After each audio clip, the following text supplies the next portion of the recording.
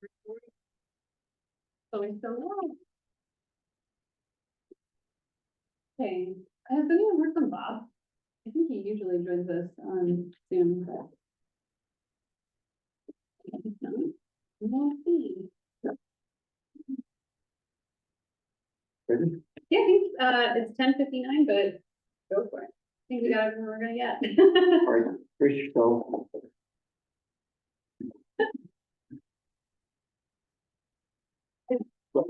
Welcome to the first meeting of 2024 for the Parks and Recreation Commission.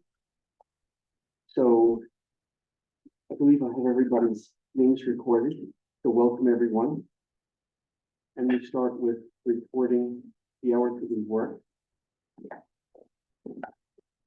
And Steve, if I might just Yes, ma'am. explain to our new folks, why we do this. Why we do this. So the Parks and Rec Commission is an all volunteer commission, so we keep track of the hours that you participate both in meetings, volunteer opportunities out in the field. We use those hours because one, we track them for workers' comp purposes. But we also use them, if we're applying for, we use them as manpower hours. So, we always get questions about, do I round up or do I round down, or can I count this or can I count that? And I think, just be reasonable in how you're accounting for your hours. You don't have to keep perfect track. But it's good to let us know what you've been working on and just sort of the opportunity to share. You'll hear us go through it and then you'll know how to do it for next month. Okay, so thank you for that information. And I'll start. So our last meeting, which was November 9th, was 1 hour, 15 minutes. And then my volunteer hours were 15 hours. So the total hours were 16 hours, 15 minutes. So we'll take a look at the other in the first report, their time. So, Laura? I apologize for being a little bit late, from juggling work in the house. Yeah, sorry. I had the last meeting and 26. You've been busy. And Bob? Last meeting, and I did some other work, I remember it, I can't remember what it was, I did something. Oh, we were at, the planting thing in November. See, there wasn't a meeting in December. Right, that's why I can't remember, it was too far. Well, you certainly had the, You put down the hours, the meeting, that's fine. yeah, that was 1 hour, 15 minutes.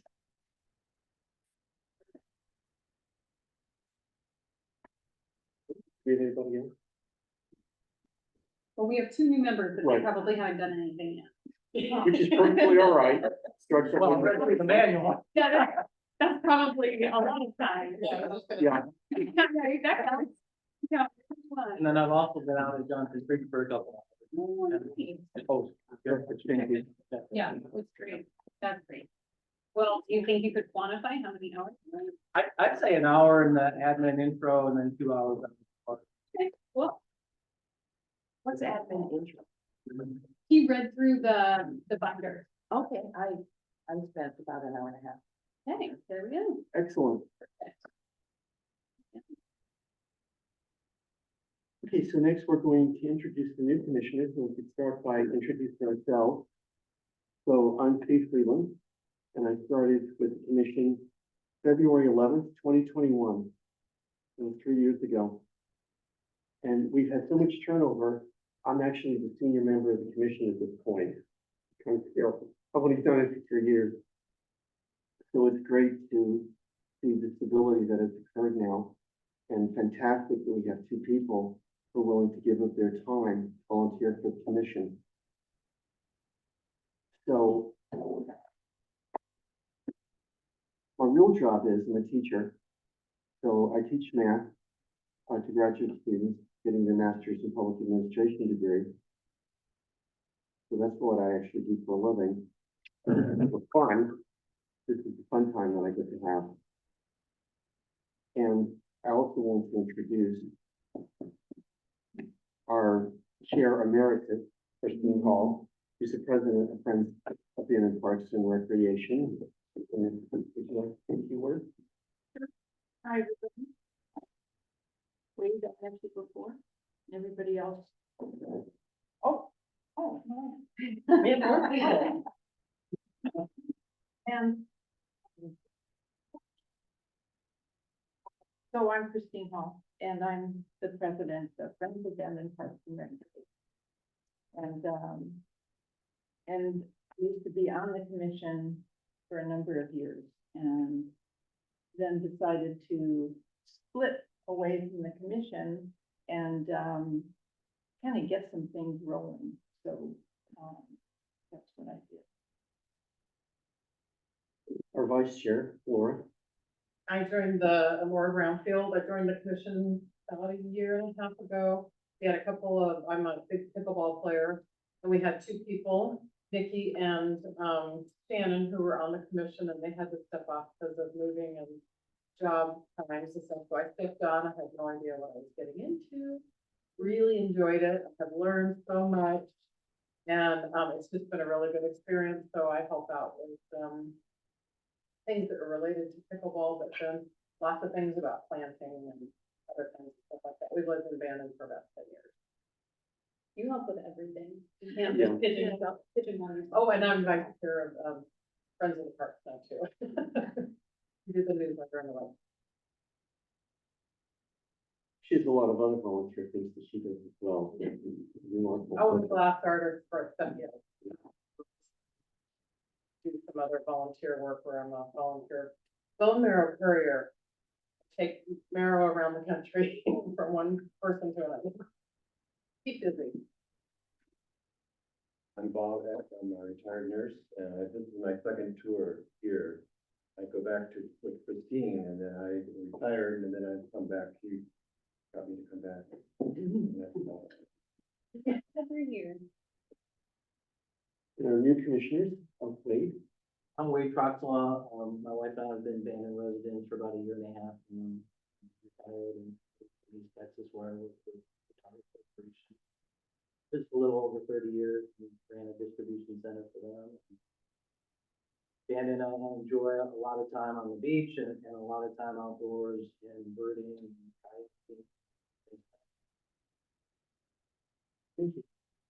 Fran McGuire. I moved to Bandon from Colorado Springs in 2017, and have been active in the Visitor Center, Welcome Club, University Women's Club of Bandon, Unity Church, and other things. I just like to immerse myself in the community. So when I saw that ad in the coffee break, and I'm retired, so anything with the word recreation in it, look me up. Well, welcome. Thank you.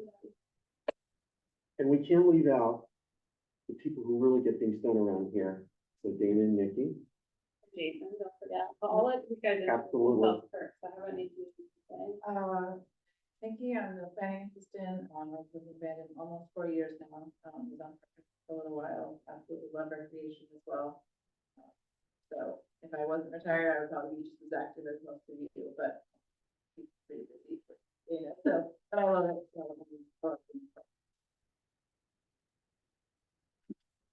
Paul, I'm natural resource plan.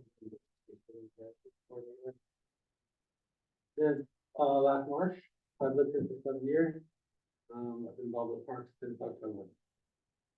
And if you have gorse on your property, don't tell Jason. Yeah, don't. Come after you. Of course, Guru. And, I'm Dana Nichols, I'm the planning director for the city of Bandon. I have been with the city on and off, because I did take a little break since 2016. But I do love it here, and I love working with the Parks and Rec Commission. And I'm so proud of how much it has changed since 2016 until now. This commission has done just so much to raise money and make changes and improvements to Bandon's parks. So it's really great to have you on board, and really great to still be more members coming back in the new year. Great.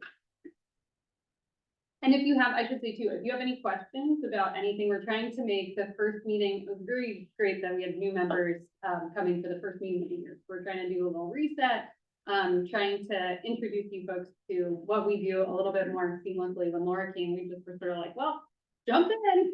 And so Yeah, she, like, I think a couple months later was like, so can you tell me a little bit more about the commission I'm a part of? So just let me know if you have any questions about what your role is or, about the meeting or the purpose. Yeah, of course. And I'll pass that to our chair. So next we have comments from the public on an item that's not on the agenda. If you hear from an item on the agenda, absolutely, we would love to hear from you, but this is for anything that's not on the agenda. I can't tell, but I don't think we have anybody in Zoom, We do have we? no, but people who are here in the back, if any of them are here to talk on an item not on the agenda, we've got some people behind you. Right. All here for agenda. That are on the agenda. Yes, it is. Okay. All right, so new business. So the first item is immediate improvement, brainstorming for the fiscal budget in March. I will introduce that item. So, one of the requirements in the code is that your job as Parks and Rec commissioners are to come up with a sort of short list and long list of things that we should think about in our, budget development for the city council. So I know Christine, when she was chair, came up with a list and presented to the city council. I think we've sort of done it informally as we go. We recognize the need.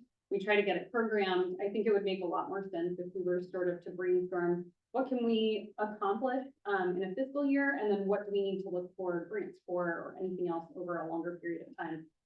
So this is an opportunity, and even for our new folks, like, let us know what we need, let us know what our parks need, what sort of money we might need to get in the budget, or time. The other thing would be resources and time for staff.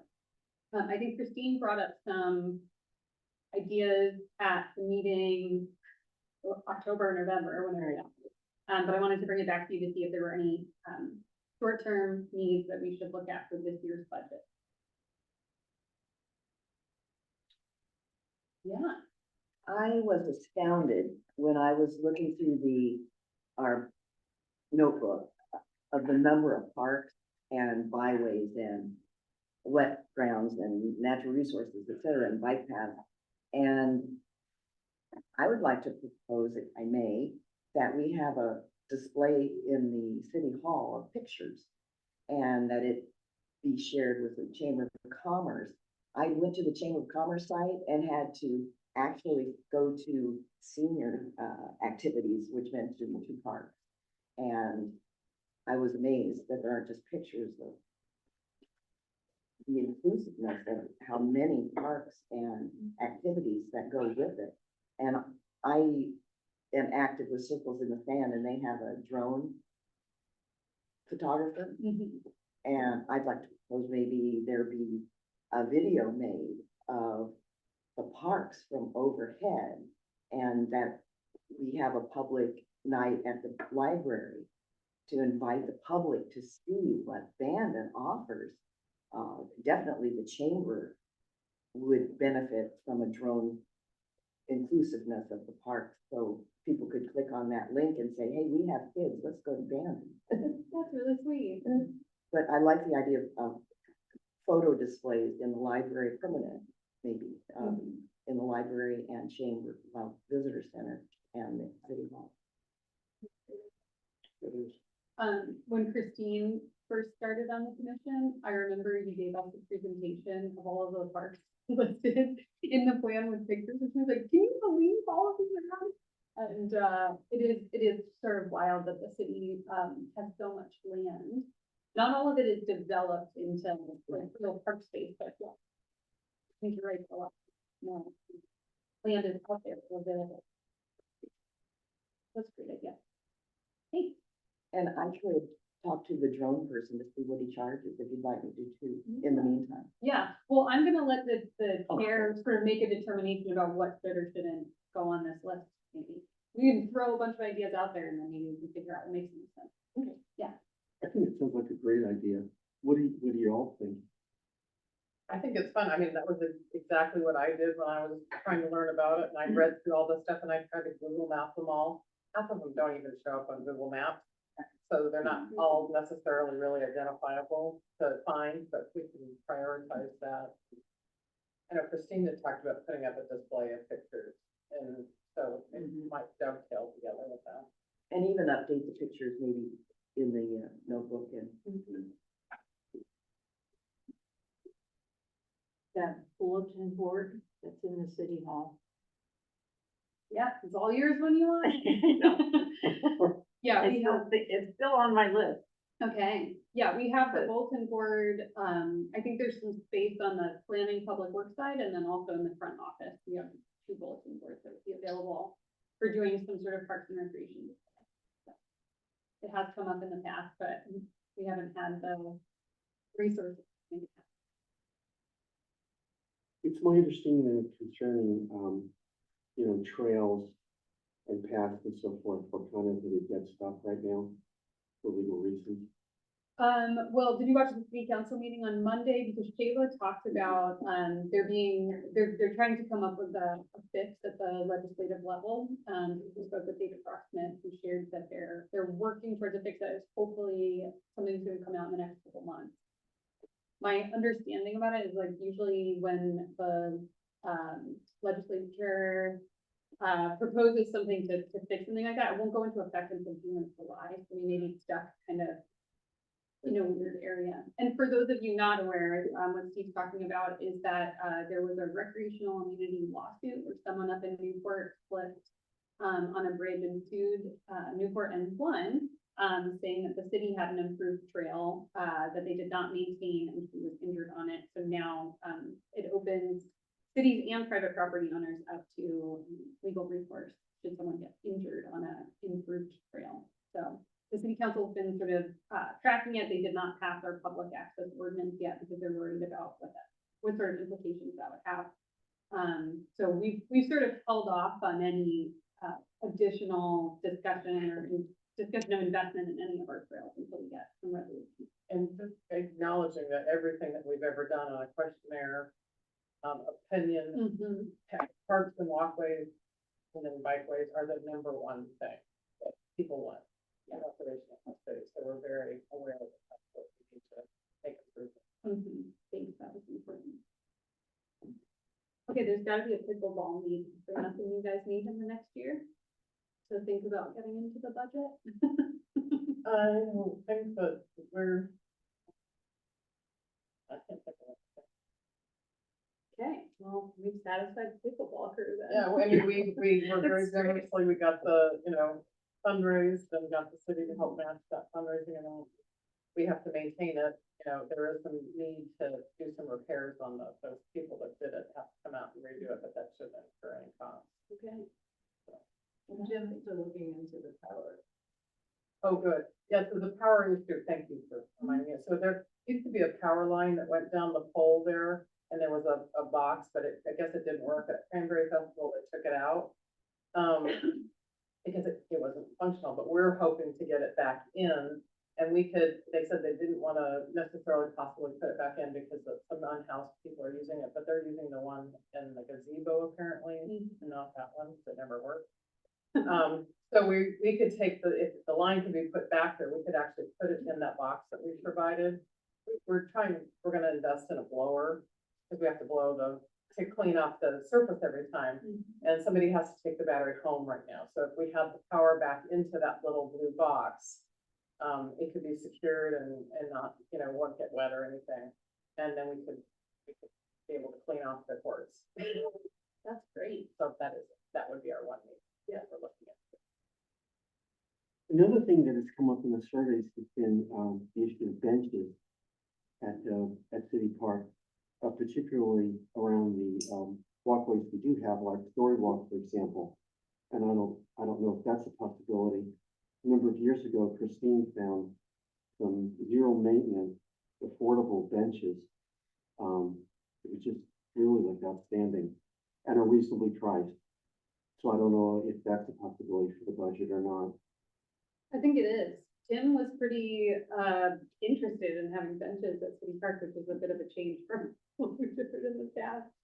So I'm taking it and running with it. We talked about benches and lighting, at least around the half circle, or the circle in City Park. The bollard lighting that only turns on when you walk by, so it's the least disruptive possible. And then the low maintenance budget. So I think that's great to look at getting into the budget.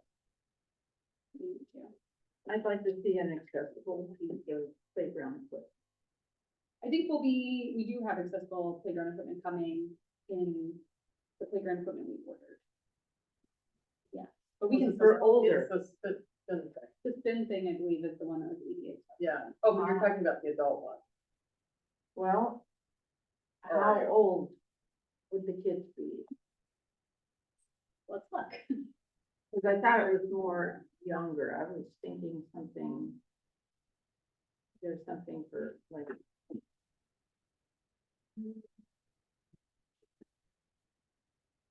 If I could pull up.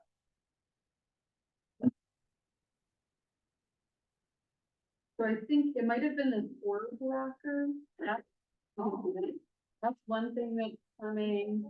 And I think that that one was ADA accessible, this one, the logs, and then that. But one of them is, so it must be that, Must be that. that first one. Yeah, okay, But yeah, I mean, so not, totally. yeah, not super old, like not teenagers, they're not gonna use it, No. but, we could definitely look for more. The other item that I think we didn't order, during this particular purchase that we talked about in the past that we could kind of retrofit is on the swing set. And you can buy swings that are. Right, that are more. Oh, still more. Right. But I think that's a great idea. How's the name for you, baby? Oh, sorry, ADA is the American Disability Disability Act. Act, Oh, yeah. So, one of our goals for updating the playground equipment, and one of our goals was to make it more ADA accessible, so, we've got some playground equipment coming that's gonna help with that, and then we're also looking at getting some mats that help with, if you were in a wheelchair rolling, or even if you have a walker or have trouble walking on wood chips, which I do, so, I mean, I think it'd be great. But I think we can look into something else to include in there. I think there's still going to be some space available for additional equipment, without having to expand the park, so. One mentioned the updated date on this week's film. Well, I wish I knew, It was supposed to have gone in January. yeah, it was supposed to be, I think, delivered in early fall. It did get delayed, and then they told us, that they were going to deliver the equipment, but then the install date was gonna be pushed out even further, so it hasn't even been delivered. So I haven't, Tim has, followed up with them once while I was gone in December, but I'll see if we can get it. We have about half of the equipment gonna be replaced, Yeah, and it's all beautiful, powder coated, all kinds of different, hours and hours of which equipment and yeah. all Years that. and years. Yeah. Yeah, and the commission, was successful in receiving a grant for that program. So it only cost the city a pretty small amount in match. And then we are also replacing the surfacing materials.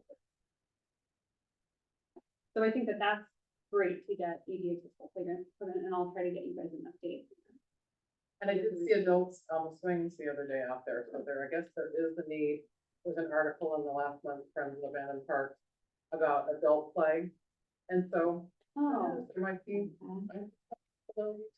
yeah, Well, I know Christine here at the library, definitely a senior playground.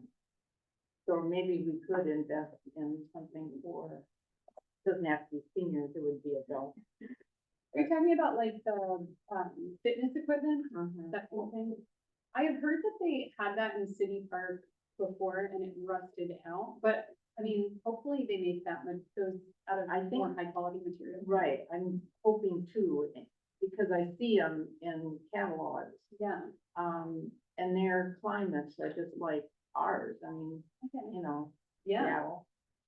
I think that's aspect of, and they come with a little placard that gives you the instructions on, you know, Right. balance and stepping and, you know, Yeah. they can be very simple. Mhm. And when I did the review of the parks in Arizona, the Phoenix area, they're, all of them have, and they're pretty well used.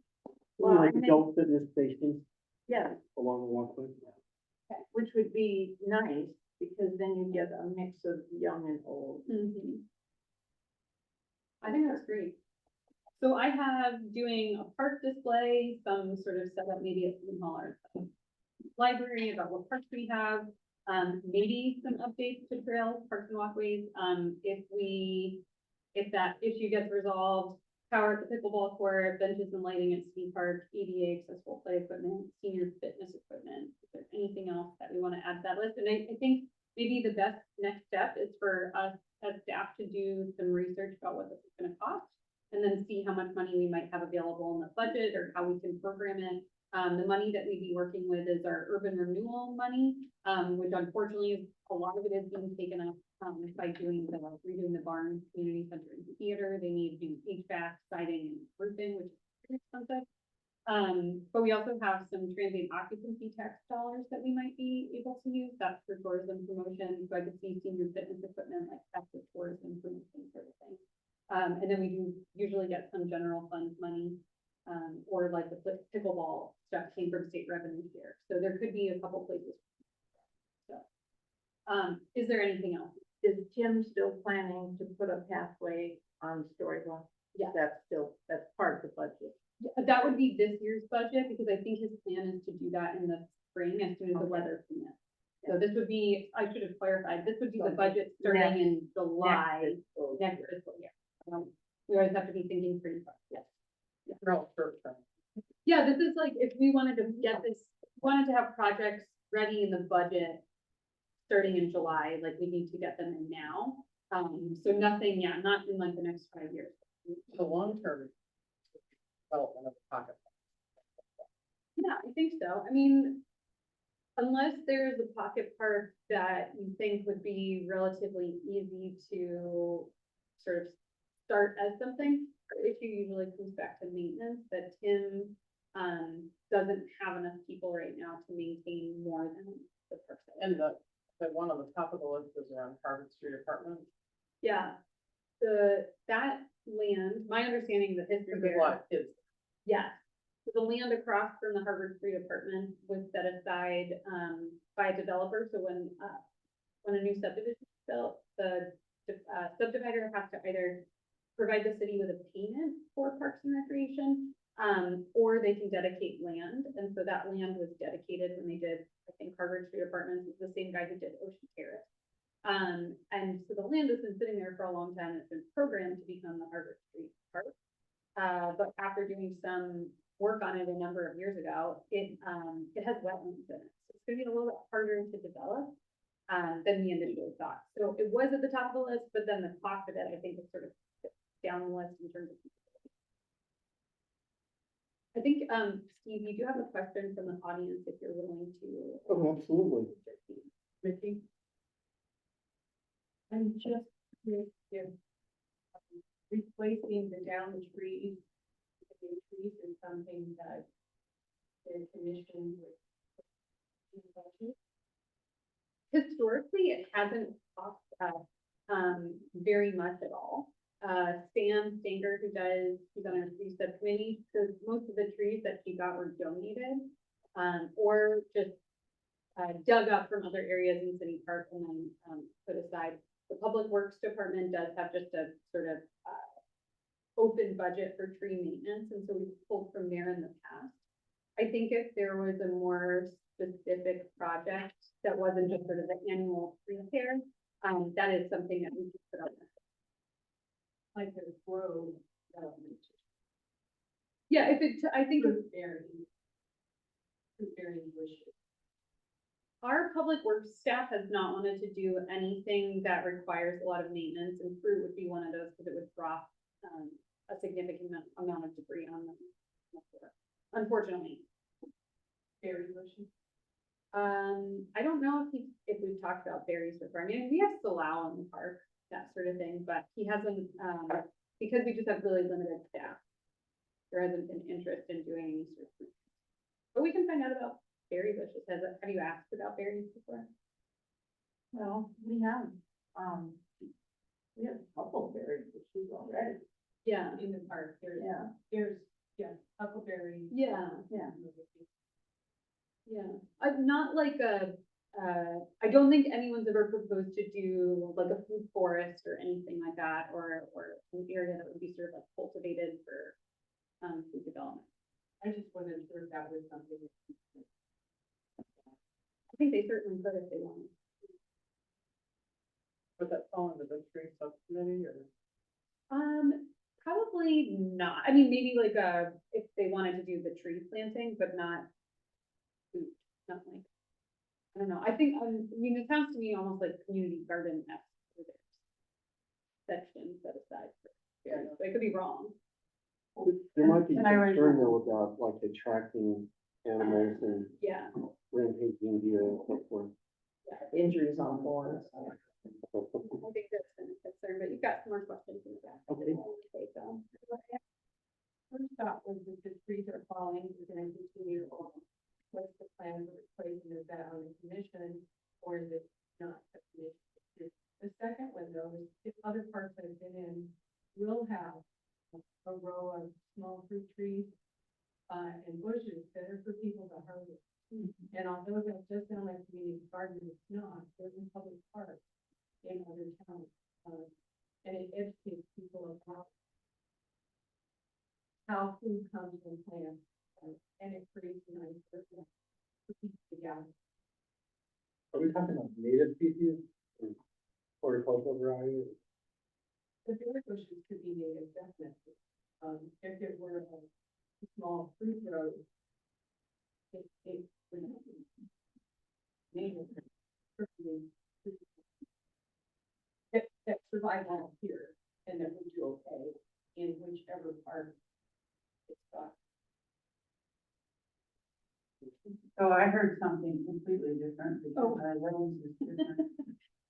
When she said that, I heard native. Because those are fruiting plants. Once the fruit is native, 80% of the fruiting plants, is the fruit for humans and birds. Could be different, but, for instance, what about, I spent between 700 and 900 a year for the last 3 years as a donation to Johnson Creek. I donated those plants from the nursery. So, I don't know if there would ever be a match from the city on that, but, I know somebody's probably using those donations as a match for one of the Greater Bandon Association grants. I hope they are. It'd be a waste. So that's kind of what I heard when she asked that. I was glad she asked.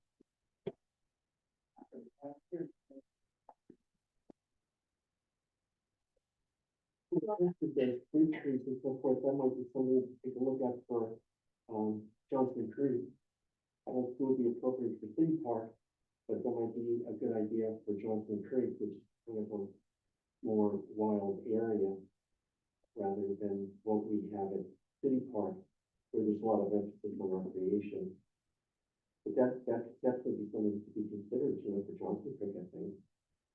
I think particularly if you have volunteers that are willing to go in and do some of the maintenance and cleanup and that kind of stuff, but in partnership, I think it's a very. Jason, what's your take on this? I'm thinking about what a bear would do to an apple tree in Johnson Creek Park. Oh, I have bears, and I mean, I don't have bears, I do have apples, yeah. Yeah, they're not there. Do we have They bears do, in so here? what? I have no idea. I do know that we have a rat problem though around here, so that's more where my brain goes, is like having rotting fruit on the ground that maybe isn't native, might not be, taken super well by the people who live around the park.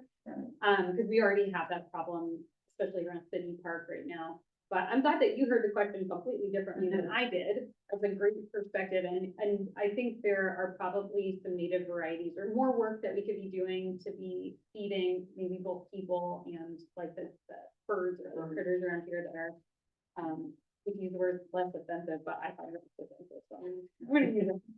I don't know about space. Maybe. But we do have native fruiting trees, I mean, I was Yeah. gonna donate, picking up fruits for, to gather economically. Yeah. But, Bears haven't been a problem in no, I'm speculating, yeah. Yeah. I'm speculating on the Johnson Creek area because I don't know Yeah. what the ecology is. I was gonna ask if you could just talk briefly, because, there was a question about the reforestation of city parks. Yeah, I mean, in the context of talking about growth planting is what I'm hearing. It's something I just brought up with Tim Leahy about specific to pine trees, because they are, plentiful and free. Trying to strategically bomb a couple areas, right, over here to create more windbreak, planting many more pines than we would ever plan to keep and for future, allowing for future thinning. But we've gotten as far as talking about pines because of just the amount we're talking about, our hundreds of trees to start with. And, I don't know that we have that, budget for buying those quantities of trees that we plan on half of them not making our market bid back out. That's certainly a discussion that we can have through the tree committee. So the Parks and Rec Commission developed a reforestation, supposed to be just a 5-year ongoing plan of reforesting city parks. And it's sort of been an iterative process. So the first year we planted this area, the second year we planted the other area, and then came back and planted some more here.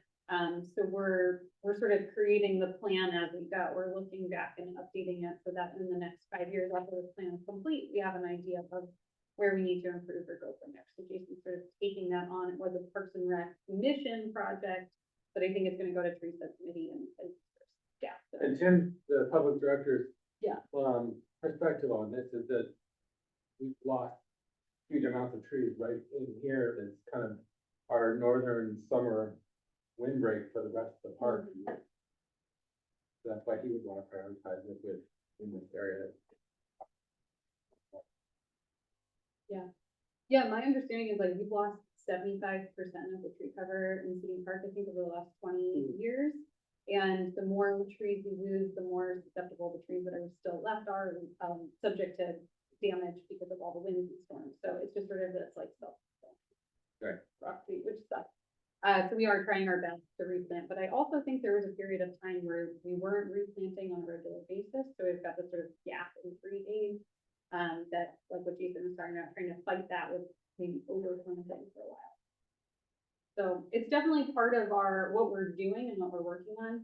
I think if there's a particular budget item that you guys need to keep doing that work, we can see how, I mean, this, I should also mention, Parks and Rec is a recommending body, so you make recommendations to the city council, who are the ultimate decision makers. So we can't guarantee that all this stuff's gonna get in there, but I would rather have more in there than less than stuff. One more question in the back.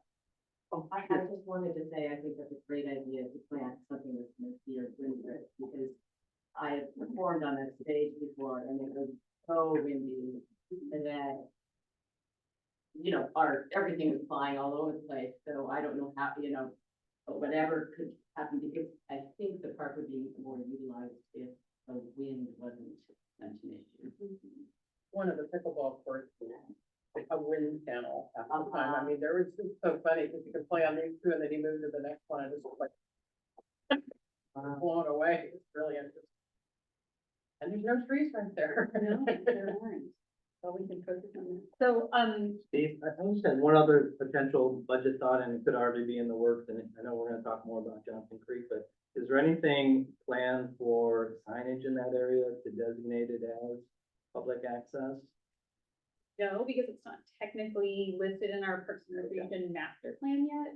So it's not, necessarily set aside as a park or meant for public access, but, I think that Johnson Creek could probably be, I mean, it's a huge project, right, to get even anything going there. And because of the recent lawsuits, I think we're not really trying to invite look in there yet. But we could, ask for some general money for like wayfinding and signage and not by Johnson Creek, but should we be able to get some other funding to open it up or make improvements, then we've got money in the budget for it. If you wanna maybe put something in there for that. When we did a request for signage, Tim was able to get it unbelievably fast. I was surprised. Yeah. Put around the pickleball courts. So I think maybe that would be a good idea to just have some, because I think that comes up periodically throughout the year where some issue occurs or something happens, or we need a sign, or we want to be able to direct people better. I think of even, the addition of the story walk, there's no signage really that says like walk starts here, or come here for the story walk, so, it might be a good idea to start wayfinding people better in the resources that we already have. Thanks, I think that's a great idea.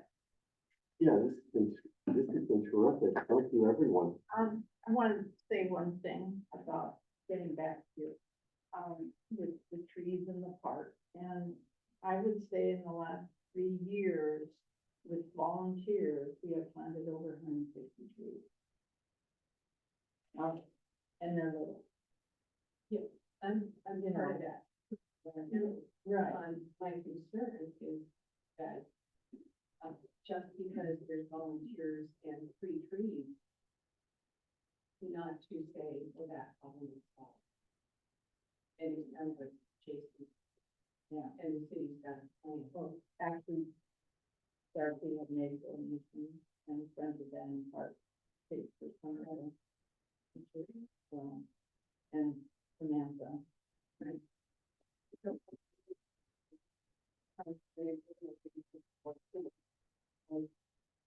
People are already spending it for volunteer management.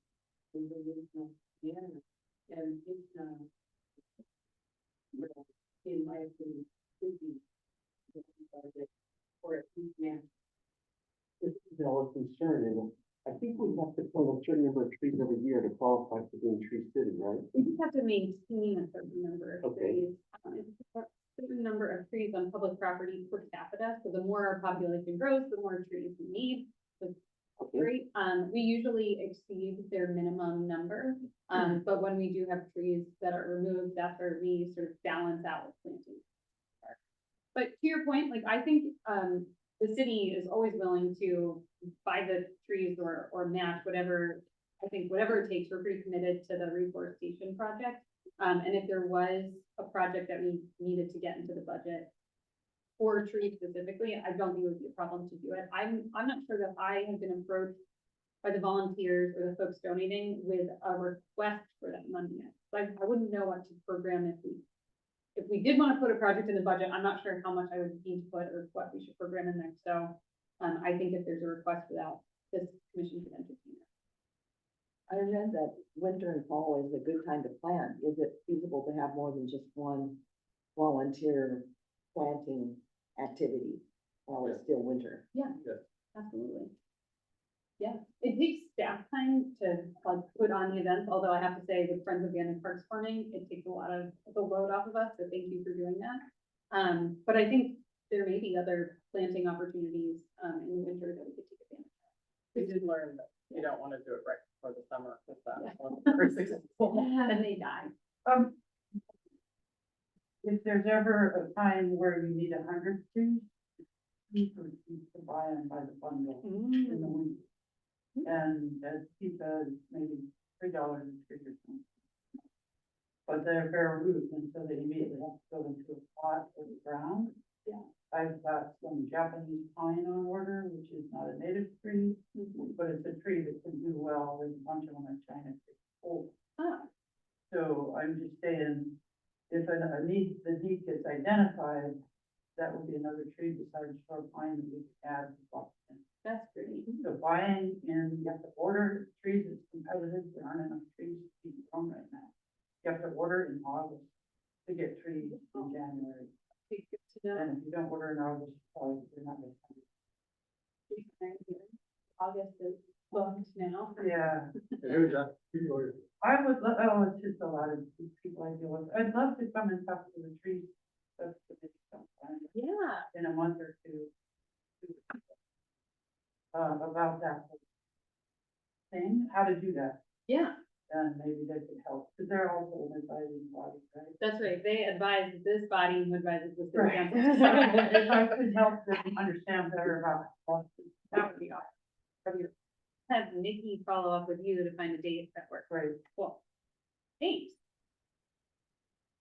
Okay. Great list.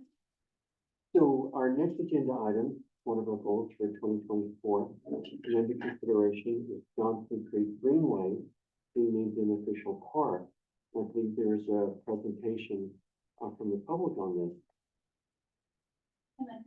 Yeah, absolutely.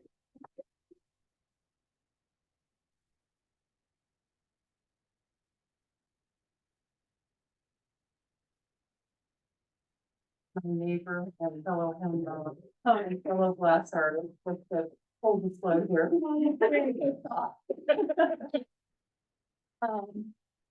Thank you for everything. Gosh, thank you for your service. Thank you for your attention to and caring. I'm just so pleased to be here and to hear all of you hearing each other and all of it. So, that's wonderful. And I love that it was brought up, this idea of, seeing through different lenses, because we all do, we see through our own lenses. And, actually, my essay that you all received, the genesis of it wasn't in order for me to present it to you here, or even to ask that it be on the Friends of Bandon Parks newsletter. It was, generated when I had a conversation, and that conversation was around Johnson Creek. It was, well, if it's not gonna be developed as a park, and it's not gonna be a golf course, then what use is it? And my heart just went zing, because from my lens, it's got so much to offer already, exactly as it is. So from that, and some other things that were going on with meetings for how we can improve Green Friday, which is the planting day, the day after Thanksgiving at Johnson Creek. Had 3 different meetings around my kitchen table with different people to talk about how we can improve that for next year, reflecting on what went well for this year. And it was desired to seek grant funding to allow a little more comfort for the people who were there, like the porta potty, matching funds for Darcy's contributions of plants, do things like that.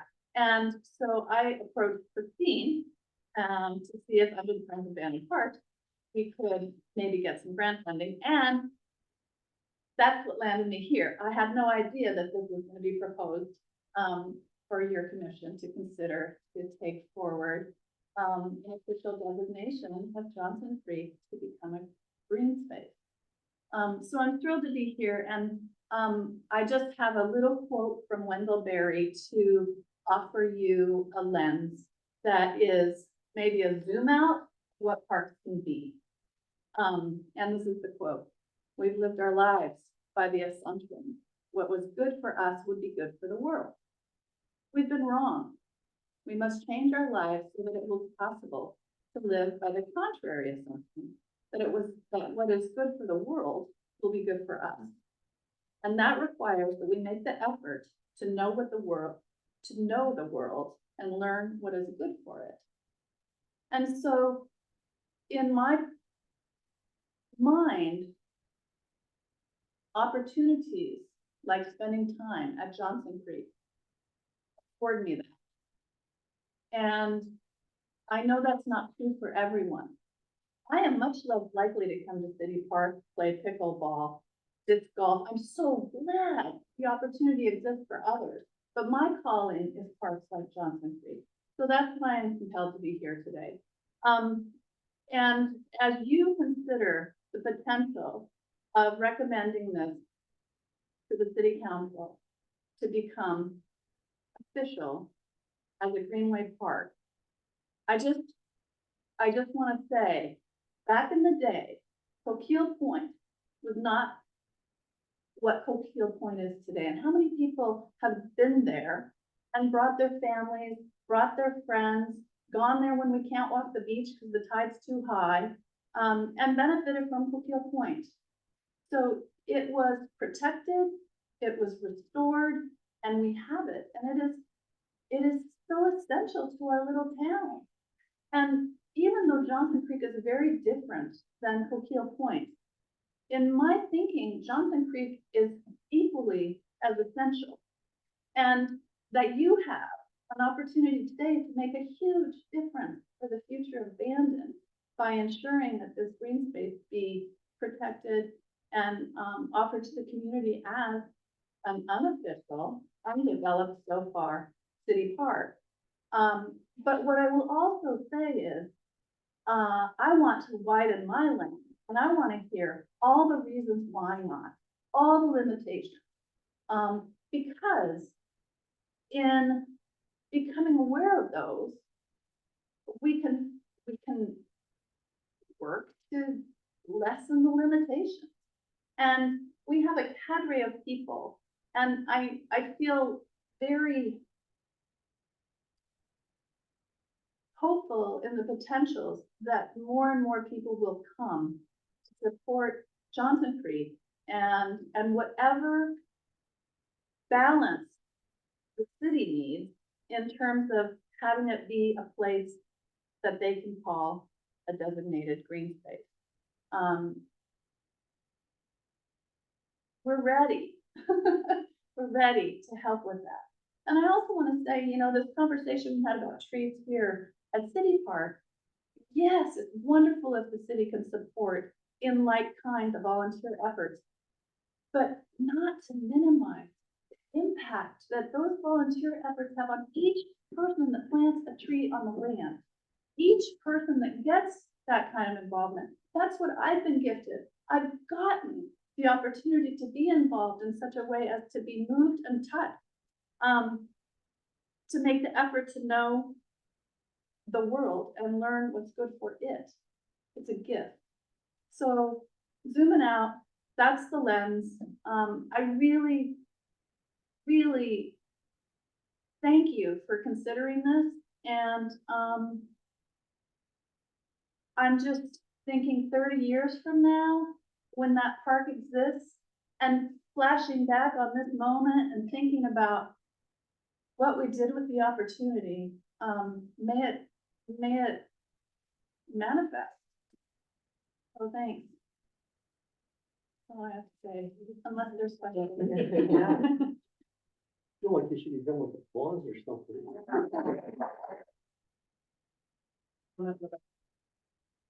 Add to that, I think part of the place for people to learn about native. And, that is the focus of what has been planted there up to this point, and, that I think that will continue. And so some signage or whatever might in educational component will learn more about native plants in a very natural environment. Oh, like those big displays that have like the pictures of a leaf. Well, no, when you say signage, not like on an individual street, but like in an entryway where the public could see it, like, and be able to say, hey, children, that's a. Yeah, I mean, I think I would do something a little more artistic, but, well, they can be artistic. But I think it's an opportunity for, right where we are right now, and you know, the whole pollinator fight, and yeah, that's a place that people can come together to grow as a community and committing to our understanding of native plants. But comment, you know, we live right by there, and we played golf for 10 seconds when we first got there before it was sold. It was something else. We're not golfers. Our son played. And then it just got overrun. It was just a mess. I mean, it just was let go and wasn't maintained at all. And what's just happened in the last couple of years, at least getting it mowed and the starting of the planting and all of that, it's already come so far. You know, but there's issues because it's a wetland with, you know, being able to provide parking for it, I think is one of the big concerns, right? Yeah. Access from other areas need to be looked at. I mean, that's for me personally, I would think it would be nice if we could figure out how to get some other access points to it, so more people can get to it to enjoy it. All of those things have to be looked at. Yeah. It's Interesting. already so much nicer to be able to walk down there, because before you couldn't even get through it, it was just a jungle. And the bridges need to be addressed. That's what I was gonna mention, because, I guess at this point, we really can't do it to the bridge until we get the trail issue resolved. Well, I think I mean, the city purchased the property, but it's never been formally designated as a park. And I think that's what you were getting at. What are we doing with it? And a few years ago, the city manager put a survey up online, which isn't obviously like everyone in town. But he said, should we sell it? Should we turn it into a golf course? Should we keep it natural? What do you want to do? Because, you know, people were concerned about how much money we spent on it. And I think the overwhelming answer was turn it into a park. Like, we just want to see it be open space. We've just never made the formal move to do that. And I think it's challenging, for us. We can't really apply for grants or do any of these things until it's designated as a park. So I think the natural first step is to get it into the Parks Master Plan, with a description about what it is and what it might be in the future. Have the city council agree to that, because again, like, you are the recommending body and the city council is the decision maker. So we want to make sure we're all on the same page, and then we can think about planning for parking and trails and whatever else. We just, until we get it on into the Parks Master Plan, it's just a vacant lot like anywhere else. But I do feel that the parking issue and the trails issue, heck, if it was a golf course for all those years, there were golfers that parked somewhere and walked trails somehow, so it's not without understanding, I mean, it is in realm of possibility to have capability. Yeah, And they talked about it. they did. They were back in the little green building up there, that's where you checked out and got your equipment or whatever, and then you came down that little road there. So all the parking was up at the hotel. Well, even though I wonder, because if this did become accessible as a city park, that would be a benefit to the hotel. When the beaches are inundated with water like they are right now, sometimes and things, where do their people go? If they can't go off the beach, so we've got this beautiful green space park right outside your kitchen door. Yeah, the Best Western has been very supportive of the city purchasing the property and fixing it up. You know, the work Darcy's done out there. They're grateful for it, because it looks good. So Yeah. they've been a wonderful partner so far. I don't think they would give us their parking though, so we still have to figure that out. It always comes back to parking. But great idea. Thank you. Thank you. I was just gonna say that, I think the native plant aspect of it is totally key, but what that supports goes way beyond that, the wildlife, birds. We've got a lot of people interested in birding now, and trails is really an issue. Have to wait on trails too, but it'd be nice to have our own little South Blue or our own little News River that is, you know, a whole situation where it doesn't get overrun. I have 2 points I wanna make. One is about, the bridges and the trails. And really wanting to set that aside for a future year of conversation way down the road, because that creek. The creek is disassociated from the bank. I don't wanna encourage anybody to walk there at all. And in fact, at some point, it might be good to plant something, contrary to what Liz says, plant something with thorns, kind of keep people. Because our access to the creek, is not a God given right, it's a right we give ourselves, and we tend to mess with it. So if you ever wanted to protect something from people, that would be one thing you could do. So that's one point, is we just have a really short hedge road that runs to Hoops Landing, and that's really, maybe we could designate specific areas that we're talking about. The whole park, whole thing was made a park, but we're only gonna work on one thing at a time. It's way better than trying to do that. Because right now somehow we've done 3 Green Fridays, although the first one was New Year's Day, and accommodated a whole, like, 50 people at least. And then Dana's event was at least 50 people. We've accommodated all that with what's there, so I don't wanna say there's no. So that's one issue. The other issue is people, because I run a nursery, I get this question a lot, and it's plant nursery. Where can I go to see what intact habitat? If you wanna go see an upland prairie, you go to Oak Hill Point. If you wanna see a forest next to the beach, you go to New River and Sand Dunes Habitat. You go there. Where to go to see a wet prairie? That is a really rare habitat around here, because they were all converted, goes back to 1862, 30 years. They would give you the land if you would fill it, so it became usable. So the coast has lost 90% of its wetland. The wet prairie is considered wetland. 11 different kinds of wetlands just in our ecoregion.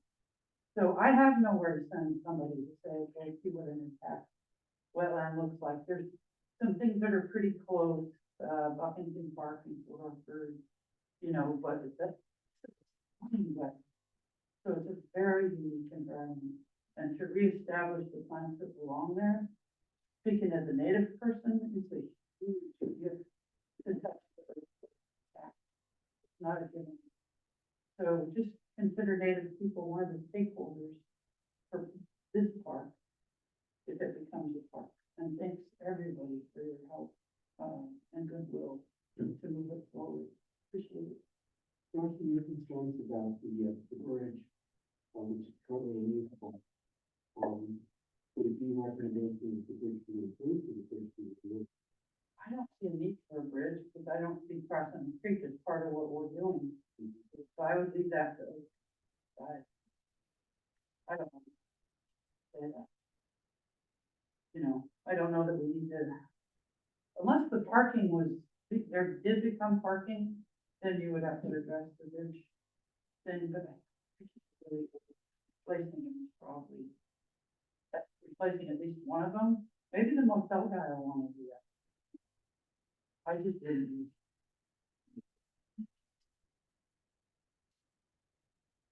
Go from the neighborhood, we cross the street, that was one, that's where we're going to get one house. And stuff.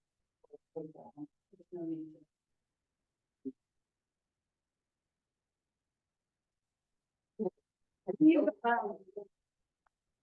Yeah, I can say that when we did some initial drawings or concepts of how we might best, open the park, just to like get it open and get people in there. Yeah. We intended to get rid of all the bridges because they're a liability for us Yeah. if someone tries to cross them. And because there's so much room on the south side of the park to do even just like a little meandering loop and not even going all the way far back in there, but just something. I'm guessing that that's probably what we do first, and then if we wanted to add something on later, the reason we would is probably to allow hotel guests to utilize the park for like your neighborhood over there. To have better access, but. And for maintenance equipment Yes, thank you, that's on the north side. on the north side, that's where the city has a little garage that they used to keep the mower. Or maybe still keep them. They don't keep it. They don't keep anything. There's nothing in those buildings. No, I don't think we're. And I floated this idea to try and acquire that portion in those buildings, but, and use that access for, have the hotel allow us to use their, paved access to get down there with equipment, and it doesn't work with all the equipment that, Public Works has. Yeah. Pretty steep. Bridges tend to be kind of expensive, don't they?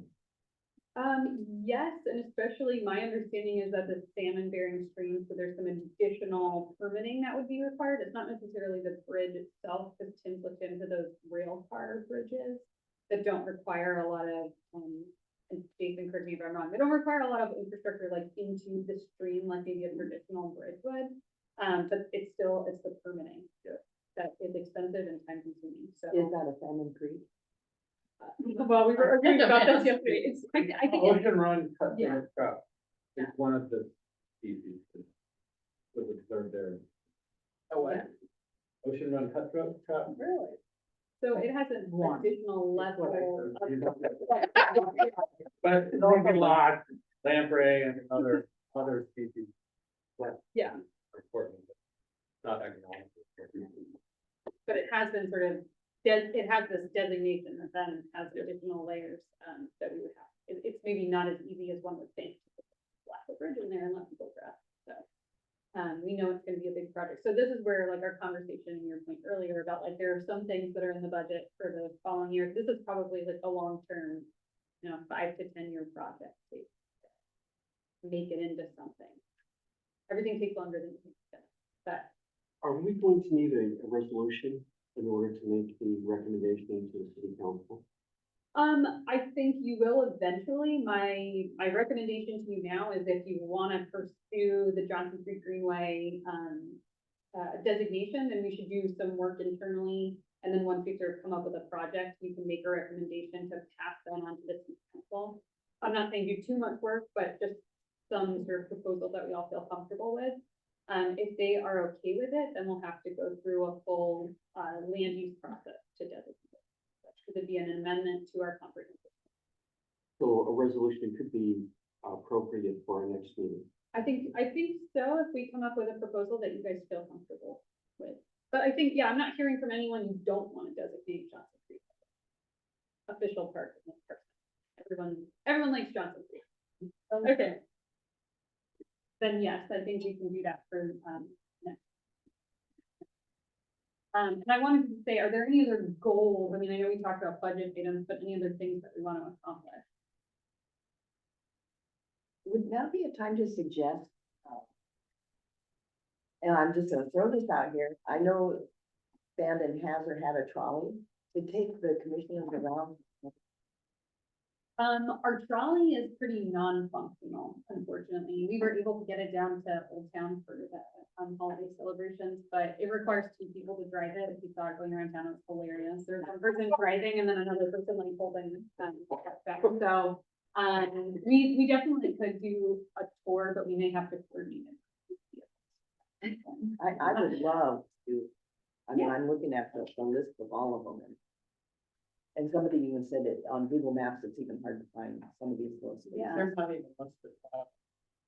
Yeah, Christine, have we done that before, or we never? I did, You did, Ah, okay. but I don't have the GPS, I didn't keep all of that, but I Yeah. physically went to every area. that's certainly a goal I Yeah. have. Oh, it was fun. We need a party bus. That's not good. Yeah, And a well, we can caravan. get the trolley running, I'll see what I can do. Yeah, I was gonna say, maybe when the weather gets a little bit better. Yeah. Spring, summer, we'll look for it if there's a meeting that seems like it would be appropriate, we'll try to coordinate it with you. For a regular meeting, and then if not that, we can look for another time, but I think that's a great idea. I don't know to open it to the public, maybe, if Yeah. the tour goes well. Well, all of our meetings are open to the public, so anytime we've done any sort of, tour or anything, the public is always invited to attend. Okay. Not that they Great. usually take us up on it, but they could come. Thank you. Yeah, thank you. And you guys, thank you for being here if you don't want to stay and for the rest, you're welcome to go. Yeah, thank you. I know. Not- I'm not gonna go much Kidding. longer. Thank you all.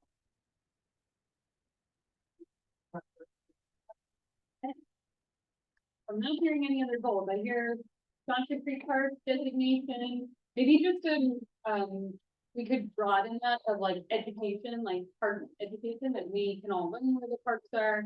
We can better educate ourselves about the function of the Parks and Rec Commission, and do our best to educate the public. That's great. Anything else? Reforestation plan. Okay, The next item is appointing a new tree subcommittee member. yeah, so Nikki is now, an employee, so she can't be on the tree subcommittee. Oh, I know. no. So we are looking for another, member. We do have 2 members of just the general public, and so we'd love to have someone from the actual press sit on there. I think we did have interest from both of our 2 new people. So I just wanted to see, the tree subcommittee would like to keep it to 3, because what happens, at the tree subcommittee is they receive applications for tree removal and replanting. And so it ends up taking a lot of time if you have a lot of people involved in the decision making for that sort of thing. So we sort of limited that group to 3 and then this one to 4. So Sam Stanger, he's the committee chair. We don't have a chair. Oh, well, okay, so, We just have committee members. okay, so who's the other one? Gloria Martin. Gloria. Gloria, oh, Yeah, okay, so both 2 former Parks and Rec commissioners, okay. but they're now just members of. So you, when you get one of these requests, you go with the spot, or take a look and take the pictures, I always do Yeah. pictures. We take pictures. I tell people to go visit the site themselves if they're curious, like if Google Maps doesn't do it for you or the pictures we've provided. And then, staff usually gives a report. We get some information from the Public Works Director about his recommendations. A lot of them come from Tim. And then, based on just general knowledge and the requirements in the city's code, the tree subcommittee makes a recommendation to this commission about whether or not to approve or deny the removal request. Sometimes we get some really funny ones. My favorite one that we got was when someone said they have rats living in their trees, so they needed to remove them, but we think they really just wanted a better view. So you get to make some good decisions. Who is Tim? I hear his name. Sorry, Tim Leakey is our Public Works Director. And so we always try to get him to come to meetings, but something comes up. Today, the water, system over at the Harbor Street Department blew up or something, so he's in the ditch, in the water. So you'll meet him at some point. He's sort of the yay and nay on a lot of things because he's the person who handles the maintenance of it. So as a planner, I love to, get as many ideas out there and then Tim wants to say no. So, I mean, Yeah. for me, it was really educational. I mean, with maintenance, there's how many, there's like 5 for the whole city. I mean, Yeah. it's such a small number. Yeah, and now they're also cross-training with other departments too, so they're not just like maintenance, they do our water, sewer, they handle parks. They really are stretched thin, so. They're power wash all the signs all around town. You see it once a year, they have to go out and they have to do all that. I mean, They do a lot, it's staggering. yeah. So And we're, when you watch them mow the grass, like on the parks, because we're out there a lot of time, go so fast. They're not lollygagging, they are moving. yeah, Always impressed. yeah, Tim is a miracle worker, he makes a lot happen with very few people, so we're pushing for another public works person for him this year. Maybe I'll have Parks and Rec write a nice letter. I mean, am I right? Is it like 5 people? I think it's. I know, I'm like trying to count them in my head. Yeah, I think people there's- in South like that does that, and certainly Dana, and Nikki, Jason. And I mean, you think there's the Amazing. breadth of, you know, all these people that can do these things, and when you realize that a few, you're like, oh, okay, then. We do a lot with a little. So yes, Tim, you'll meet him at some point, but we don't have a lot of staff time, so it's hard for us sometimes to get things done. I think one of the struggles that we've had is we're really good at writing grants. Christine in particular is a phenomenal grant writer. And then we don't have the staff to implement the grant. It's not always money per se, it's like the resources that the physical staff time. Can be really challenging. And Jason, what? You come up a lot. Are you an employee, city employee? I am, I'm a planner. I started out just doing the Gorse abatement program. Okay. But he's now doing, yeah, he's added on some planning hours, and I'm kind of becoming the liaison between public works and planning in terms of parks stuff. Good at making stuff happen. Are we going to need a volunteer then for the We tree do. subcommittee? Hungry, coffee break again? Well, I'd love it if it was one of you. I guess, because we've got 2 people who are just, members of the public sitting on that commission, but we'd love to have a Parks and Rec commission member that can kind of liaise between the 2. I'm next. I hear you. I'm in the upcoming play Radium Girls. I'm Madame Curie, so I'm. Wow. I'm going to be in the first open. You're welcome to see it. It's going to be, the last weekend of February, first week in March. Oh, It's up to you. yeah.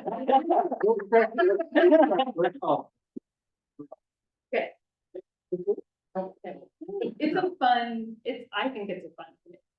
I think you'll enjoy it. It's not every month. Yes, they only meet when we have requests to remove trees or if we have any. Okay. So we'll let you know, when those meetings are scheduled. We'll hear from Nikki Okay. and we appreciate it. And if you do need to tag out at any time, you just let one of these guys know. And we'll do this again where we just stare at each other. Or it doesn't make eye contact. Thank you. Thank you, Wayne. Thank you, Wade. Our volunteer process is very similar to that of the Army. Okay, so now we have our Chair Emeritus, Christine Hall, President of the Friends of Abandoned Parks and Recreation. Speaking of grants. I want to write a grant for, more planting at, Johnson Creek. And I wanted to do that knowing that I have support, from the commission and the city. That if this money comes in, that,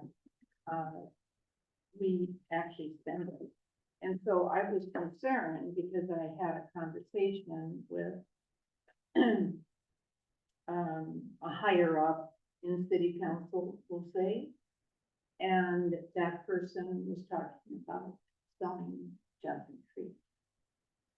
And of course, I was horrified. And I thought, well, I don't want to waste all my time and energy on writing grants for something that's going to revert back to golf. So, and that's why I came today, was because I do want to go for this grant. Julia wants to help. I've got the resources and I want to move ahead. And so I want to hear, I guess, from the commission, the representative, if I can go ahead and that this will happen. I think that would be, for me, a Tim conversation, with planting more trees. So every time, or plants in general, anytime, Darcy's done any of those, he gets them approved by Tim. Okay. I have heard a similar rumor that there's some interest from certain people in the city council to turn it into a something or other. I thought maybe that was over a year ago. I haven't heard anything, and This was 2 weeks ago. so it's possible that there's still interest from that particular person. And even to the point of talking to the buyer, Well, that would be. which got news me to very city concerned. staff. That would be news to staff. Because we've been operating as if it is a greenway. I mean, that's the last city manager told us. Obviously, every city manager is different. That's also why it's important, I think, to get it in the park plan Yes, as land set aside for parks. okay, So I So- can't give you that answer for today's meeting. okay. but So do I go to Tim? Yeah, I'll just talk to them. I mean, ask these guys if they're, I think what we heard was everyone's supportive of keeping Johnson Creek down. Sort of speak now and forever hold the peace. You know, I think we have a tremendous golf community and there's a lot of golf already here. There's 7 golf courses. I don't think, I mean, I cannot, it's so small. I just don't need for a golf course. I just don't think my personal opinion, I don't think we need another golf. Just Johnson Creek, Greenway, and hopefully someday a park. Does that have wetlands protection? I don't know that the wetlands down there have been delineated. It is zoned natural resources, there's limited, it's not even a public facility, which is what all of our other parks are that have the ability to sort of develop natural resources pretty limited in what you can do down there. So I don't know, I mean, it's mapped, there's mapped, Or riparian. And the watershed, when you were gone for that segment of time, Yeah. the watershed people came Mm-hmm. and, they said, you know, this has gotta stay watershed. It's so obvious that this is, But a golf course could be, I don't know enough. you I mean, know, they do it with runoff. Yeah. There's all these wetland areas, they've created them that way. on purpose, and all the flooding goes into, and then there's all courses and parks, I mean, it's an amazing public green zone, it goes on for over 25 miles. So, you know, and it's. I don't know, Because there's so much, it's only 37 acres, and a golf course is 100 plus. oh, really? Yeah, 'cause So it's multiple, Yeah. and so they played it twice. But there's so much water that, I mean, it's not even usable, I would say, 6 months out of the year. I mean, you couldn't go out there now, I haven't been able to go out there, I mean, I've been out there, but it, you know, you have water in your boots. Do Native Americans have an interest in Jones Creek Greenway? I don't know. Isn't it what Darcy was saying? 'Cause she- Yeah, that's what- Yeah, I mean, Yeah, plans, but also I was interpreting it. Oh, I think definitely, if you're talking about like from the city's relationship, like formal relationship with the tribe, we notify them.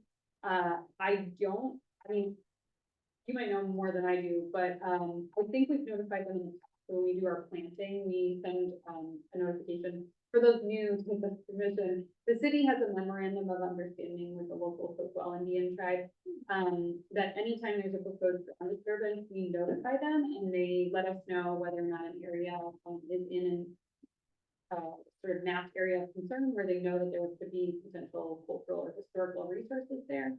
I don't think Johnson Creek is one of those areas based on the fact that it's planted things. And I feel like Darcy told me something about this, but that wasn't necessarily, because it was so wet, that wasn't necessarily an area where Native people would hang out. You know, where we would find cultural resources. They might have used it back in the day, but. That's where- conventional knowledge, but she's also not a member of this tribe. That's true. So, Thank you. she doesn't speak for the Coquitlam tribe. No. But, what she said, what she was repeating that, Darcy said is something that, Red Fulham has said about sites around here, who's an archaeologist, about sites here, that the conditions of that site are not typical. Yeah, and I feel like we've done outreach to them before regarding our planting, and we came back with a no monitor needed, so I don't think there was any. Okay. But we haven't done any like formal outreach to them regarding anything to us. Okay, and the second thing that I'm here for is the video, which is, one of our peers, made this, so there's gonna be other things in there, because she wanted to promote something herself. So you kind of take what you get when you have a volunteer sometimes, and just let them go for it. Get what you get, you don't get that. Okay. So, but this is a good introduction to new people, and, it shows what we did.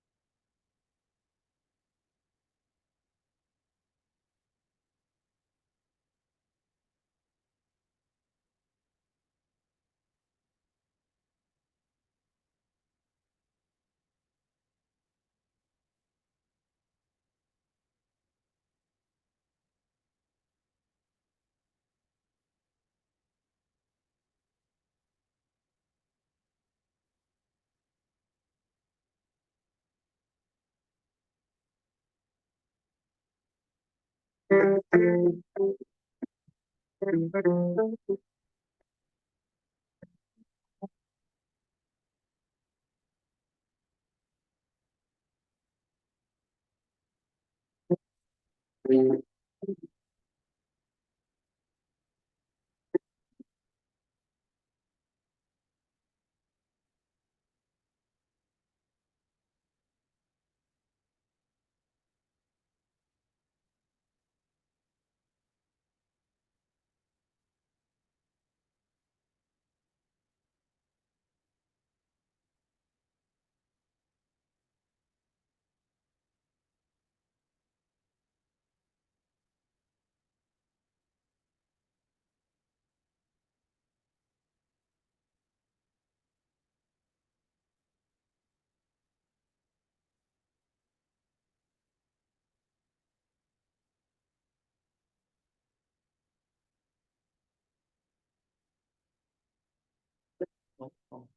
you for sharing.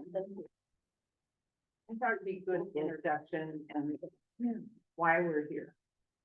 And we have brochures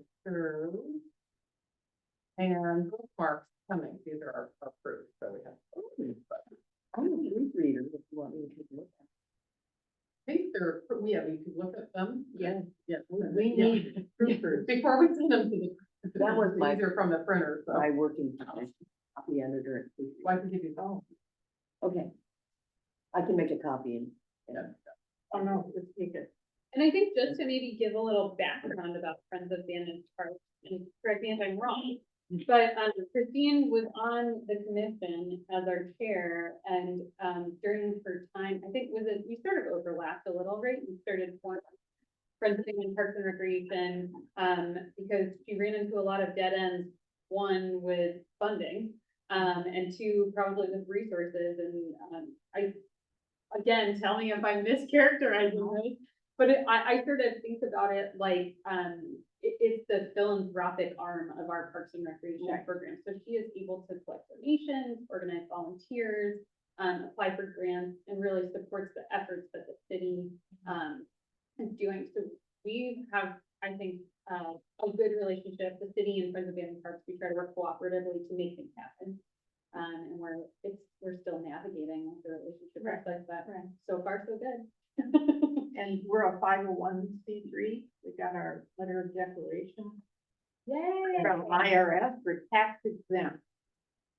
So it's very official. That's good because a nonprofit can apply for grants where the city sometimes can't. And there is sometimes hesitancy from the city side to, one, pursue grants or take donations, and how do we track it and that sort of thing. So it's really great to have Christine and her organization helping to do some of that work for us. We're very grateful. But I rely on the commission and for input. Otherwise I'll go half time and doing something. You're just Please. enthusiastic. Go onto the website and, you know, you can get the newsletters there. Just, yeah, sign up Oh, yeah, definitely. to get the newsletters. Great. Thank you. Yeah, thank you. Thank you, Steve. Thank you. So now we have a recap of 2023. So I went through our meeting notes for 2023 and came up with this list. I don't know if you need a copy of it, or I can just read it. I think you can read it. I'll Okay. just tee it up to say, like, what we wanted to do again was, we didn't want people walking in and thinking, what does this committee do? What have you all accomplished? So we thought it would be good to just give you an idea of what we did in the last year. We just talked about what we want to do next year, and sort of give you a more, holistic vision of what this commission can accomplish and has.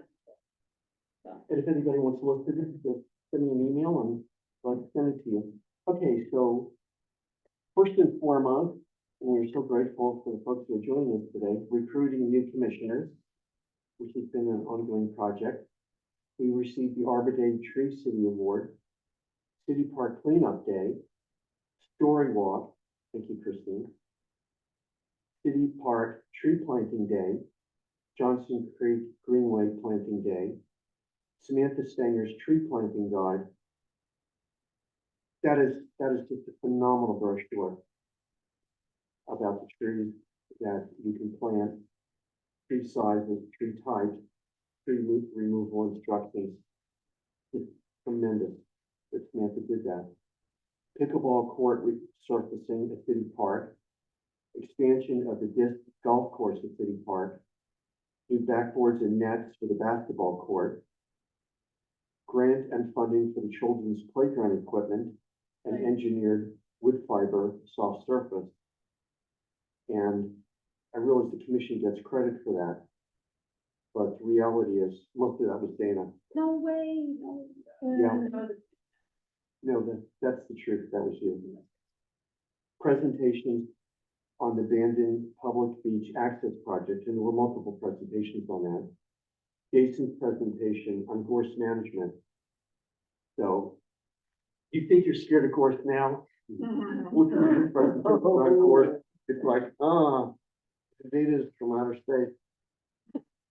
And it was a community survey, and Zach was a great part of this in terms of taking it to the high school.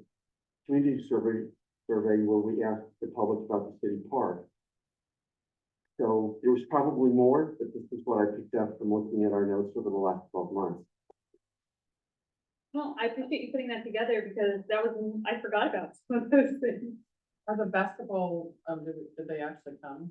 Have they been installed? I don't think. Oh, I thought you did. I thought somebody back did. doors, I'm pretty sure It looked like somebody, it. I haven't been out there It in a while. yeah. Oh, well, I know the hoop, yes, but did they actually put new backboards up? Oh, the backboards, I'm not aware of it, just. Yeah, so I thought Oh, they, the he was gonna order new rings, because they were all rusted out. Yeah. Mark had Yeah. noticed that a lot of them were out, and he put those net things up, he donated those. I will check and see what the status of that is. looked pretty good. I wanted to know more about this beach access. Are you talking about the public access? Is that for Tichton? No, the public access was the ordinance, update that we did, staff did, that was grant funded. So that was the map, the inventory list that they gave you. Okay. And the map, it was just, that process was, we were using the new state guidelines and, to update both the inventory and the map of public access points abandoned to any of the, water, any water. And then developing new language for both our comprehensive plan and the municipal code around if you are, if there's a plan to develop one of those access points, what it has to look like.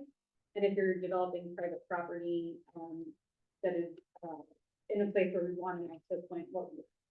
So, I will give you all of that if you are interested. Most people, I think, are not interested in that level of detail.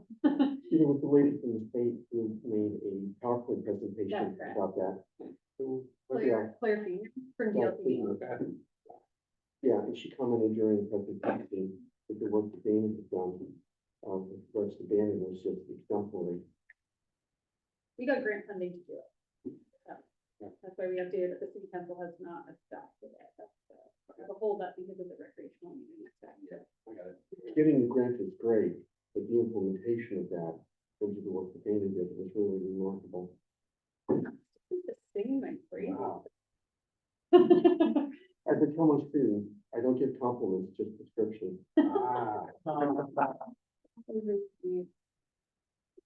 So now we have an open discussion, discuss commission being 5 members. So full disclosure, we had been 7 and we got down to 3.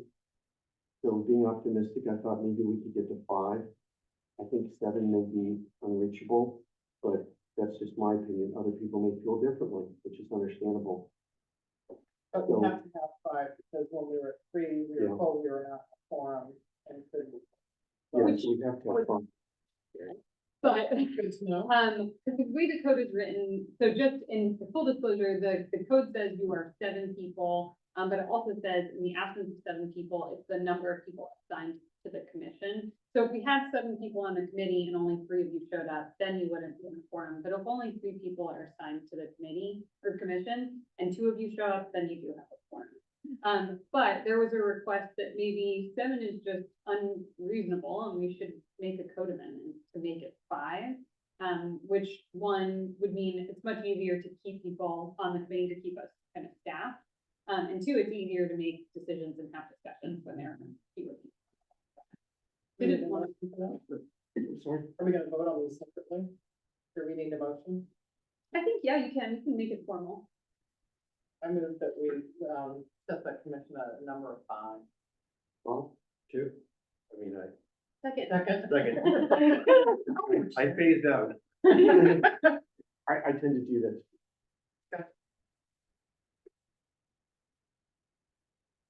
Ready to vote? All those in favor, please say aye. Aye. Anyone opposed? So then I have a part two to that five. There's a part two to the meeting part, but also to the five. We had talked about, previously with Zach joining, and with Christine attending meetings, that it might make sense, to sort of set, similar to some other committees that the city has, like, that each spot fills a specific role. So you could do that. We have five members. One is always gonna be a youth person, one is always gonna be someone from Friends of Gaming Parks and Recreation.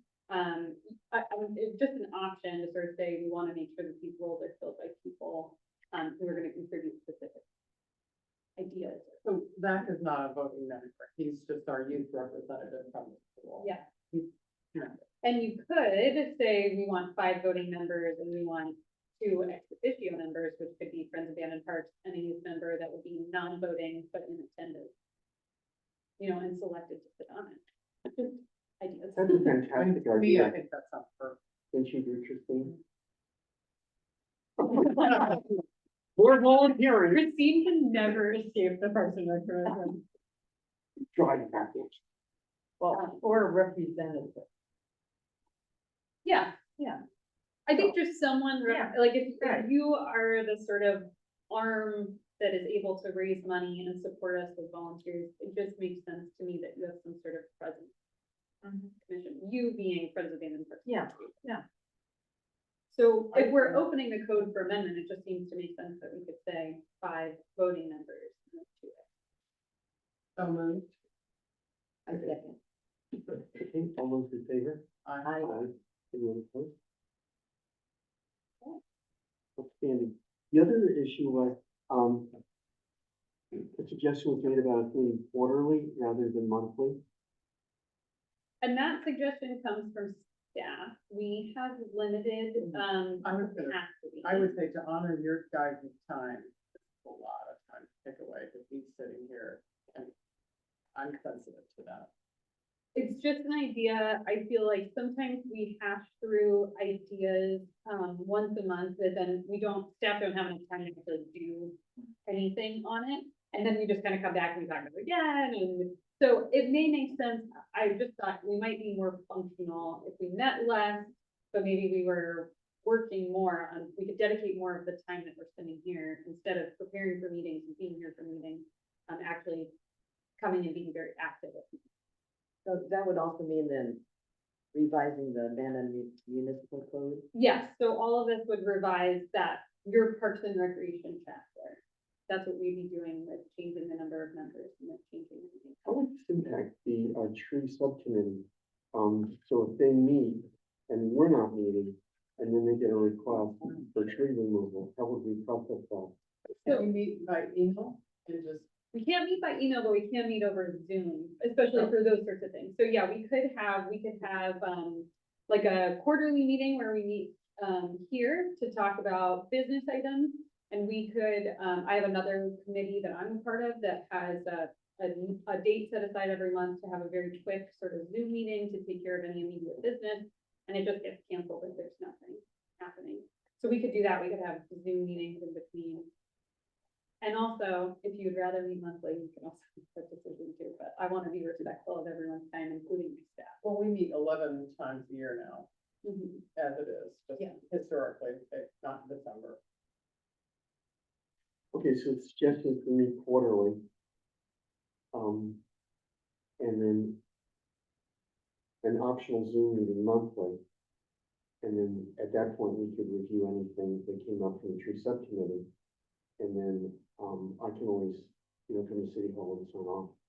That's fantastic. What do y'all think about that? Bob, do you have any thoughts about that? I kind of like it. So I started with you. Yeah, I think we could do well on the Zoom meetings. I think they would work well. And if we have nothing to talk about, we don't have to Zoom, and the next month we'll Zoom. I mean, it sounds like a good idea. Who takes minutes in Zoom meetings? So we don't take, minutes for these meetings because they're now recorded. So all public meetings have to be recorded on Zoom. So at least for us, it meets the state's requirement as long as our meetings are all recorded and available. But Steve does record, and then we publish those in the Friends Abandoned Parks newsletter, a recap of what we've done. And I believe Nikki's gonna start taking action minutes, which are, a new type of minutes that I'd never heard of before, where you essentially just take all the items and you write like a very brief background and then what happened. And that would be our recording, or that would be our sort of indication of what we decided. Maybe other people are more familiar with action. They don't have the level of detail of like, Commissioner so-and-so said this, and then staff said this, it just sort of says generally what happened. Kind of bullets. Yeah, Laura, what do you think about this proposal? I think it's good. I've always been concerned about the amount of time that it takes you guys. Your real jobs. no, this is not. No, your time. What do you think? I support it. I'm always been a person that shorter, more efficient meeting. Christine, you're an ex officio member. Oh. What do you think? Fine, go with the flow here.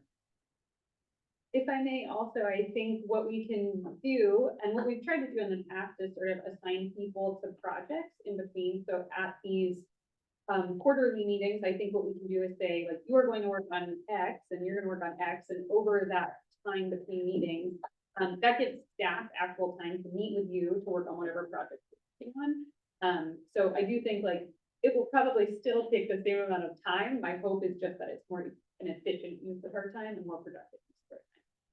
Do you? Well, I have been well schooled literally in having meetings go exactly 60 minutes. All of the university meetings are 60 minutes. At the end of 60 minutes, it disappears. So we have to get everything done in 60 minutes. And they get a lot done in 60 minutes. So, I work on billable hours. Just from a purely selfish standpoint, meaning quarterly would certainly be an economic benefit to me. So I would be in favor of that. But you should know that in part, that's an expression of selfishness on my part. Well, and we have, I was a trained facilitator, at one point, and we don't, it's hard to keep people on track, we have this many minutes for this and this and that. This was a great exchange with the. public Absolutely today. well worth it. So good. Yeah, having that kind of input from the public, that was fantastic. Francis, what do you think? Being new to a commission, I would certainly go along with the majority and say quarterly sounds fine in light of what's brought forward with staff time and that we have projects to take care of it. And this is, I still have a lot to read. Yeah. It might take me a There won't be a quarter. quiz. Okay. Saw your bluff. And I think too, to your point, like, I don't want new people to come on and say, oh my gosh, we're not gonna see you for 3 months. Like, I still think then this leaves us opportunities to do things like we've done before. We've taken a tour of the museum and seen pictures of how Steve Park was passed, and we can do a tour of all the parks. And those don't have to happen at business meetings, but I think it might make sense to have 4 quarterly business meetings where we're making decisions, planning, and then we can have some. In addition to that, we were gonna go to Dylan's place and Coos Bay for a tour, so that could be on a meeting time that we are not meeting. So we could go, It's a school for autistic children and special needs. playground. Also, And at at their their playground. playground. So we would get to actually see in you. Like what's popular and what works and what. Okay, so in terms of schedule, okay, so we've met in January, so when will we meet again? We need to make sure it avoids the December time, Yes. so that Okay. we don't miss one of our 4 times. Yeah, well, we can meet, we could meet in February just to kind of, like, we don't have to move immediately into quarterly. I think we can meet next month to sort of, we'll draft up the code language that needs to be modified, that's gonna go to the city council. You can make a decision on that. We also had that you were gonna make a decision on something, on the Johnson Creek thing. And then how about then we can also provide a schedule for what your meetings are gonna look like for the next year, and you can approve that as well. So we can get 4 in this year. Yeah, so you can still meet, so you can do January, which I we're mean, meeting now, In addition to February, this one. yeah, and then we can go from there. We'll figure it out to avoid just that. Do we need to make a motion on that? I think that would be good. So moved. Okay, all those in favor, please say aye. Hi. Anyone opposed? I would think that, January would be a logical month, you know, that December, you don't wanna have anything to do with anything, you wanna do holidays, but January. Yeah. New year, let's get in and see what we did last year and all this kind of stuff, so. Yeah. I think that'd be good. And this recap was excellent. Make it an annual thing where we congratulate ourselves. I'll just say a very quick side note, my friend held an event called Applause Only at the end of December, which I thought was hilarious. And her idea was, we're always making resolutions for the things we're gonna do next year, but we're never congratulating ourselves for the things that we did. So she made everyone say what they accomplished in the previous year, and then we all clapped. But, I think it's really good that we brought up all the things that, because I think a lot of times we're just forward progress. Will you update us when you hear about the playground equipment? Yes, that's on my list. So next time I have, we'll do, you guys will approve the municipal code changes that we just talked about. You'll also approve our proposal for Johnson Creek, designation. We'll have a little playground update. If I have one in between now and February, I'll send it to you. And we'll work on things together for the park. Cause we keep putting it in the newsletter. And we just want to keep people updated. Yeah. That, you know, it wasn't us, not our fault that it's not going in, keep people apprised. I think people are familiar with this supply chain issue. Yeah. I mean, it's like things go wrong, whatever.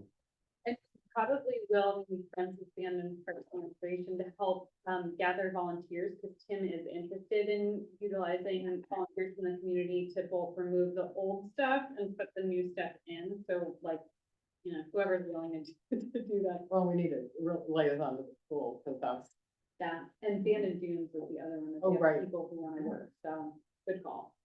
But I will look and see if I have an email update that then you can share with you.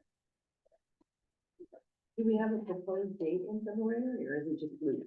We probably do. We usually meet the second Thursday of the month. just so you know, I won't be here in February. Oh, I'm going to where the sun. No, going with you. yeah, we, So that'd be the 8th. that would be great.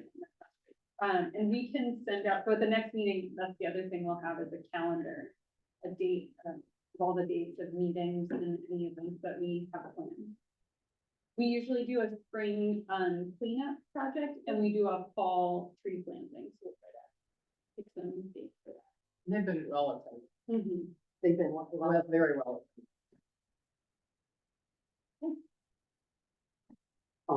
So commissioner comments? I have a comment. Does the city ever consider making a mini golf course? I mean, I don't even know if City Park is big enough for it. Yeah, it's come up before. People are always interested in something like that. I don't know that we have. Bocce ball. Yeah, oh, bocce. A couple people asked about bocce ball and, volleyball. Yeah, beach volleyball. Beach volleyball. Because mini golf is also an adult Yeah, activity. yeah. It's come up, but we've never done it. So I'm just throwing that out and watch. Yeah. It needs a sponsor. The current horseshoe pits are never used, ever. So that we're talking about making those into bocce. A lot of the upgrades that are made to City Park are made by the people who want to use them. So the pickleball people funded and organized getting the basketball court resurfaced. The city just gave you guys like $10,000, but they handled the rest of it. Same with the disc golf course. The disc golf folks have really put in sweat equity. So we just got some great funding and they make it happen. And they are replacing some better nets, so. Oh, I haven't heard that. I've heard they need key pads for the new one, but they need new batteries as well. maybe it's already been done. Okay, hold on. That's for their new. Yeah. Was there anything else, folks? Just a quick question on OPRD new grants. Are you Yeah. guys gonna do something? Well, so we have two active grants right now from the last session. So Right. OPRD is the Oregon Parks and Recreation Department. They actually this year have double the funding that they had in the past. And from what I've heard, everyone should apply because they have so much money, they're just like giving it away. They have small grants, which we were successful for. That's what we applied for our parks and our park equipment last year. We also got a planning grant, which we have to do an RFP on to get a consultant. The planning grant, the purpose is to do a master plan for City Park to sort of figure out how this park particularly grows over the next 20 years. And then they have a large grant, which I think is it's almost like $1 million, 750,000, I think, is the maximum. And we have not applied for that before, but we certainly could. I think State Park is one idea. If Johnson Creek Park gets designated, that's another idea. I sent it to Jason to think about as to whether or not he has capacity to take something like that on. So if you have ideas, you can talk to Jason. Always got ideas. My problem. Yeah.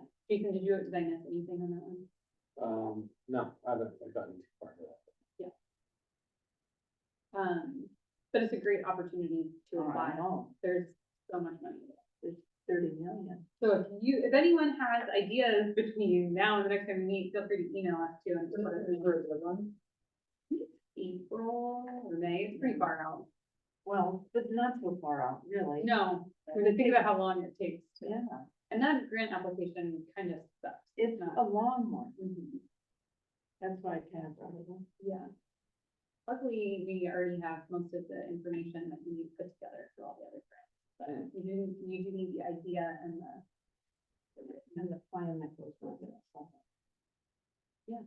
good call. I mean, I think like fortunately or unfortunately, there's so much money available out there for capital improvements. I mean, it's insane. I get emails all the time. We got one about about fitness equipment. We should talk about that. It's like a health campaign in Oregon to give money away for that sort of thing. And again, usually our problem isn't getting the money for capital improvements, it's having money for long-term maintenance. So, or staff time to be able to implement, right? So it's always great when volunteers were able to help us out. Can grant money be used for maintenance or no? Generally not. My experience has been most of it you can't use for administration and you can't use for maintenance. It's only for like one-time improvement. Most granting entities wanna have something big and shiny kind of thing. We did that, so.